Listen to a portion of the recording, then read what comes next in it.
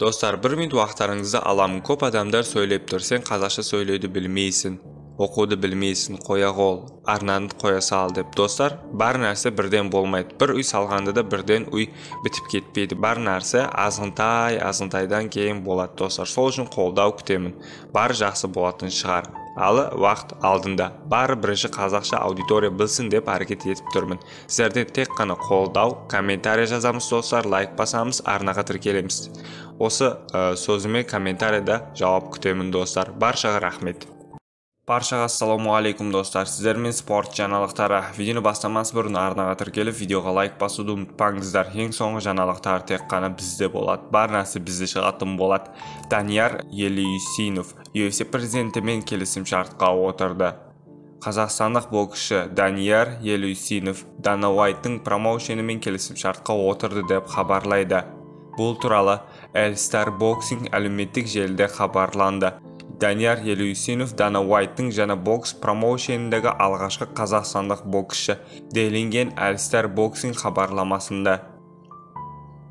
Еске салайық, бокс суперинвестор Turk Al-Sheikh Tuko Boxing атты элиталы лига құратынын жарияланған. Оған бұл бағытта UFC президенті Dana White көмектеседі. Бірінші орта салмақтағы қазақстандық боксшы Виктор Темировтың келесі жекпе-жегі белгіленді деп хабарлайды. 24 жастағы қазақстандықтың қарсыласы польшалық Матеуш Павловский болады. Германияда өтетін жекпе-жек 6 раундқа есептелінген. Бұған дейін 2024 жылдың 2 қарашасында Германияның Бад Херсфельд қаласында өткен бокс кешінде жас Головкин атанып кеткен Темировтың никарагуалық Робин Самордың жеңіп WBF European титулын иелеген еді.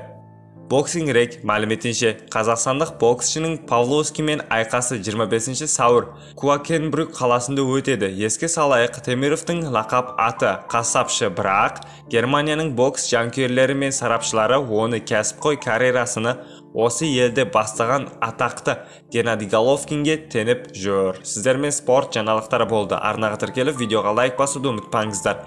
Ең соңғы жаңалықтар тек қана бізде болады. 5 сәуір Жәнібек Әлемханұлыда жекпе-жегі бар. Естен шықпасын достар.